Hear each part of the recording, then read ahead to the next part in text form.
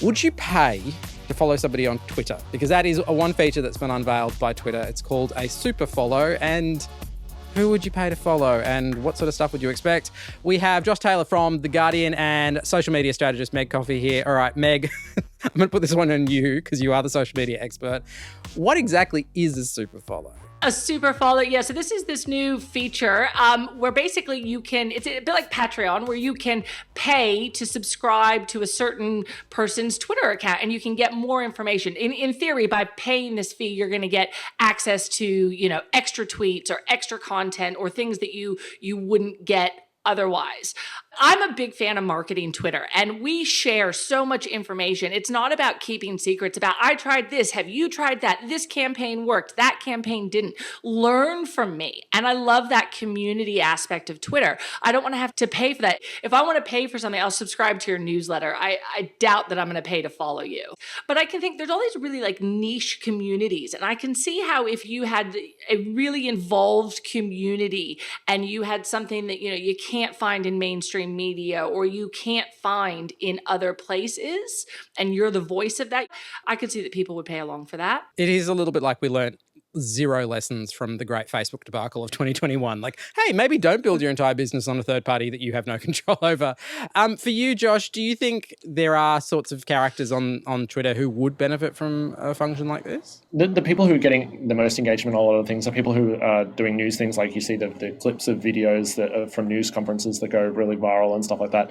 But it kind of lends itself to being free. And I remember back when I worked at a paywall website, whenever I would tweet something that was behind a paywall, I would get lots of people complaining that I was tweeting something behind a paywall. So I think Twitter as a platform generally lends itself to everything being free. And, I struggle to see how that's going to change it. I think it would be a substantial change in the platform. But we've seen Twitter throwing its hand into trying a whole bunch of different things, like, they're talking about doing group chats, and they've incorporated some of the Clubhouse stuff as well. So I think they're just throwing everything at the wall and seeing what sticks at the moment. I mean, that's such an interesting point, though, about when you're selling things behind a paywall. As more things move behind paywall, certainly newspapers, and to a large degree, many of them have moved behind paywalls. Do you think people are getting more comfortable, Meg, at paying for content online? Because that was always a big psychological leap that's taken a good decade for people to kind of get over in many ways. The tide is shifting towards understanding that you do have to pay for quality journalism.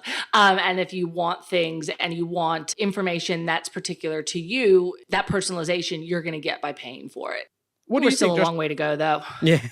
I think the shift to streaming services for video has changed the framework of how people view content online as well. I think now that people are signing up for streaming services, signing up for a subscription for other things is less of an issue now. People are willing, everyone has a Spotify subscription and things like that. So it doesn't take a great leap for news.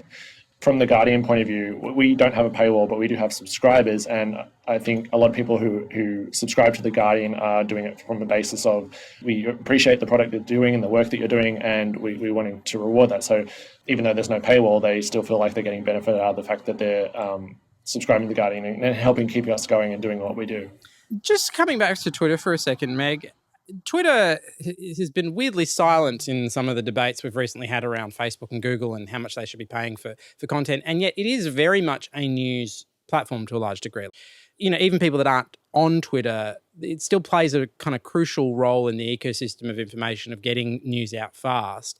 Somehow Twitter's avoided being a part of that bigger discussion. How is Twitter going more generally in your view? I kind of was like, Twitter, this is your moment. Look, generally speaking, Australians don't like Twitter. The only people in Australia on Twitter are journalists and those interested in the news, sports, and politics. So the general public isn't on there. So maybe, I really thought that this was Twitter's moment to step up and go, look, come to our platform. This is where you can still get the news and you can get it faster and better than anyone else. I didn't see them step up in that regard, though. Maybe they wanted to keep their head low and not get involved in the conversation. They made a submission to the News Media Code saying they didn't want to be included in it. So that was very clear. My understanding of why they weren't included was essentially just because it is only a small percentage of the Australian population who are on there. So it makes less sense to include them. I go to Twitter for my breaking news a lot of the time. That's where I see everything that's going on. And I think, a vast portion of the people who are on there are journalists. So I can see that they don't really want to expand beyond there. There are specific communities. There's the marketing community, there's gaming communities, there's the Stan communities, there's the gay communities on there, and they're all playing their roles, but that overwhelming presence on there is definitely news. There's lots of people that talk about how horrible Twitter is, and I think it really can be. But if you can find your community, if you can find your tribe, it's an awesome place because you are surrounded by like-minded people and you are open and you can talk. I get to talk to people all over the world. I get to talk to people that I might not have any normal right to talk to. The head of marketing at this company or the CMO from that company, and you talk to them as an equal. It very much becomes tribal and it's ours and we're proud of it and we're protective of it. I too go to Twitter for my breaking news. I'm on that fringe of being in media. So for me, it's a very important place.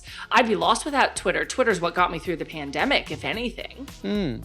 All right, there is lots more of this in the podcast of Download the Show, and it is available now. See ya.